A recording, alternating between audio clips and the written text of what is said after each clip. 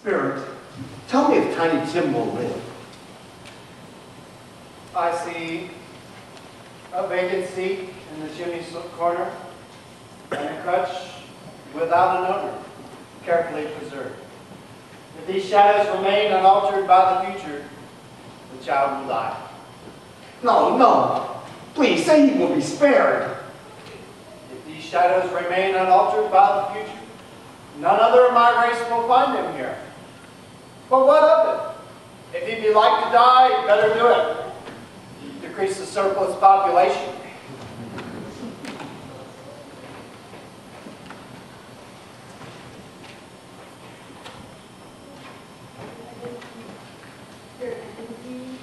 Spirit, I didn't think. Man, if you are a man inside there, you need to forbear such wicked speech until you learn what the surplus is and where it is. Will you decide what men shall live and what men shall die? It may be that in the sight of heaven you are much more worthless and less fit to live than that poor man's child. Or even yet an unborn son or daughter of another man with much less stature, but much more grace than you. Come, we must travel farther this night.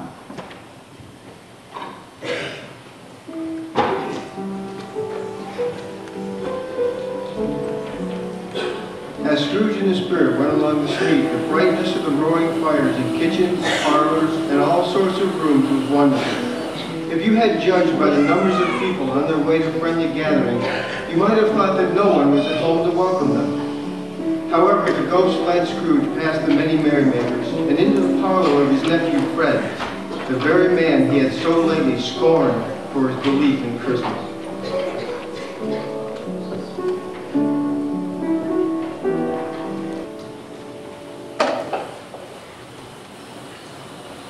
He said that Christmas was a humbug. He believed it too.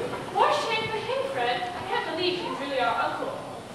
He's really a comical old fellow, that's the truth. And not so pleasant as he might be, his crimes carry their own punishment, and I have nothing to say against him. I'm sure he's very rich, Fred. At least you and Clara always tell us so. What of that? His wealth is of no use to him. He doesn't do any good with it. He doesn't even make himself comfortable with it. I have no patience with him. Nor I. Nor I. The man whose heart is good.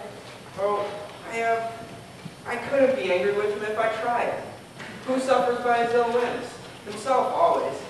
And here he takes it into his head to dislike us, and he won't come and dine with us.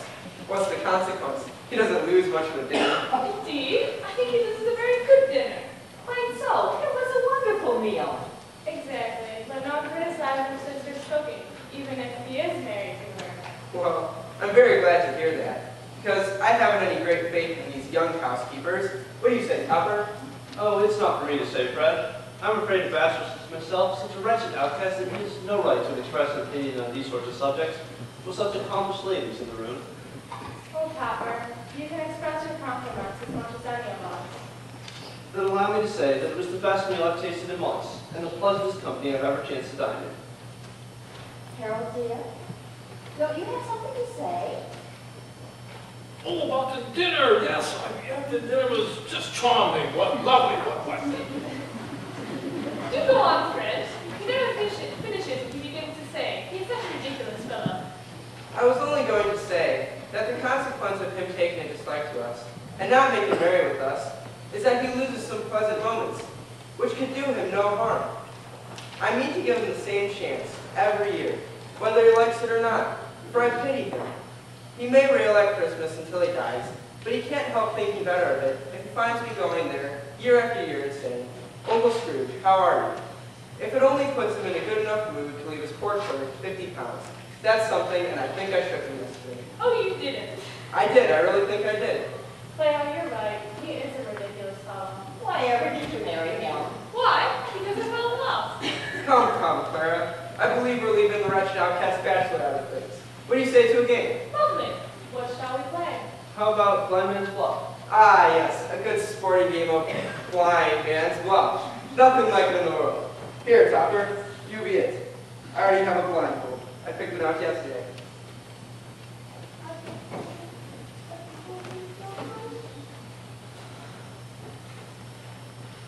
Ready, set, go.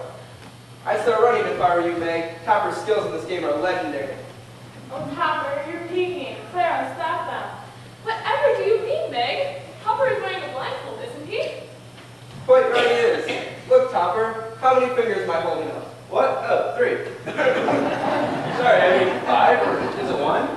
I can't really tell if it's blindfold on and off. Now, where have you gone, Meg? See, Meg, blind as a bat. And if you believe that, Fred's Uncle Scrooge just came to the door with presents for everyone. What presents? Should we stop the game and him to the visitor? Never mind, dear, he's gone away again. Back on come back. Now I have you, but which one of you can it be? Aha, so it is you, Meg, dear. I'm glad. Somehow I don't think this engagement ring would have looked very nice on Fred. But after the giving of this engagement ring, I get the feeling I've left something rather important now. What could it be? Oh yes, Meg, will you marry me? Oh, Topper, you're so aggravating. Of course I will. Well done, Topper, man. Now, to distract these old married couples from these young lovers' affairs. How about another game? What shall it be, Clara? I know, yes and no.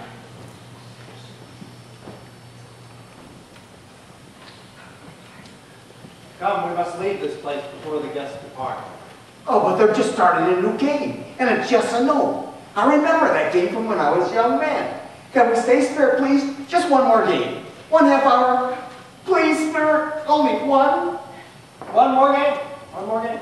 Fred, you be it. I do have a good one. All right, then, yes. Is it vegetable? No. Animal? Yes. Does it mean it's not a mineral? Yes. Oh, Harold. Is it a disagreeable animal? Yes, all the time. A bear. Is it a bear? No. Does it talk? Yes. A parrot. A parrot then. Yeah, no. Oh, Fred, you are so ridiculous. Does it pull a cart? No. Seen many a talking horse, have you? Oh, wait. I know what it is, Fred. What is it? It's your Uncle Scrooge. Yes. Oh, Fred, how marvelous. But you know, you really should have said yes to, is it a bear? You're probably right, dear. But I'm sure it turned your thoughts away from Uncle Scrooge. Quite so, even though Meg counted out anyways. Talking bear? Quiet, Harold. Uncle Scrooge has given us plenty of merriment, I'm sure. And it would be ungrateful not to drink his health.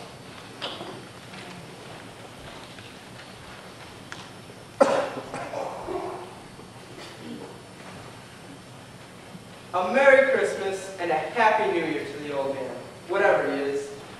He wouldn't take it from me, but he may have it. Nevertheless, Uncle Scrooge. Uncle Scrooge. Thank you. A bear. That was rather harsh, but really, I haven't had so much fun since... What now, Clara? How about a little music? Would you play on your harp? Of course, Fred. How about your mother's song?